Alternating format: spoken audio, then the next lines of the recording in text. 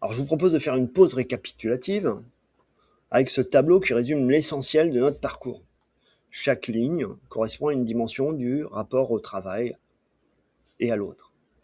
Chaque dimension est un continuum entre deux pôles, et non une case binaire. On se situe quelque part le long de ce continuum qui a deux pôles. Le rapport au temps va du monochrone et linéaire au polychrone et cyclique.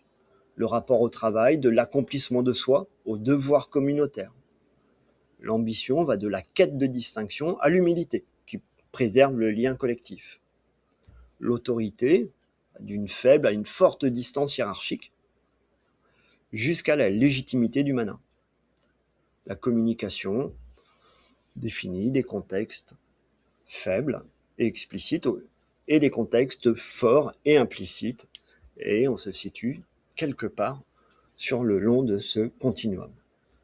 Le conflit nous propose d'aller de la confrontation directe à la recherche d'harmonie et de réconciliation.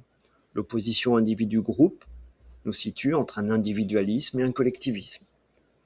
Enfin, règle contre relation, soit l'universalisme contre le particularisme.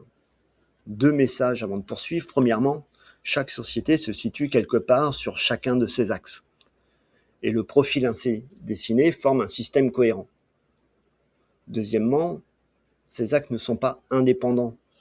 Une forte distance hiérarchique, collectivisme, contexte fort par exemple, vont souvent de pair, parce qu'ils répondent à une même logique relationnelle. Vous pouvez garder ce tableau comme une grille d'observation portative un peu, que vous pouvez dégainer face à toute situation interculturelle. Je vous propose de passer maintenant du diagnostic à l'action. Parce que je vous ai mentionné toutes ces différences, mais qu'est-ce qu'on en fait concrètement ? 5 principes pratiques. Premièrement, suspendre le jugement. Devant un comportement déroutant, un retard, un silence, un refus de promotion, ou au contraire, une non-tolérance du retard, quelqu'un qui occupe le silence, quelqu'un qui propose une promotion, ou qui souhaite une promotion, il faut d'abord formuler une hypothèse culturelle, qui sera à vérifier bien sûr, au lieu de conclure aussitôt à un trait de personnalité, qui sera de la mauvaise volonté ou du carriérisme, ou qui sera entaché de valeurs négatives.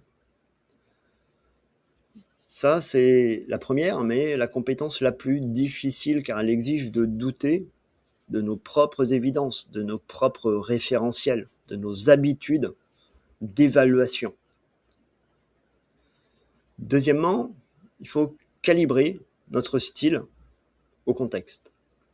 Ajuster le tempo, le degré de directivité, la distance hiérarchique que l'on incarne et surtout la forme de notre feedback.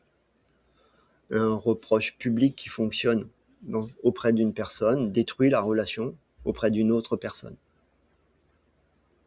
Deuxièmement, la question est d'investir la relation et les rituels avant d'attaquer la tâche, le problème. Intégrer d'emblée les temps coutumiers, donc la relation, les rituels, dans la planification au lieu de les subir comme des aléas. Ça va permettre de se prémunir justement de conséquences que l'on aurait mal évaluées.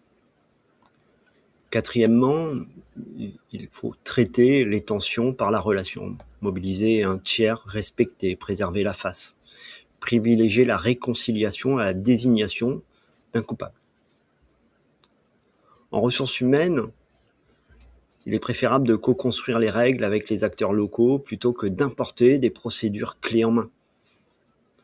Le recrutement doit passer par une attention particulière au réseau, à l'intégration parrainée, la cooptation, la reconnaissance collective autant que la reconnaissance individuelle.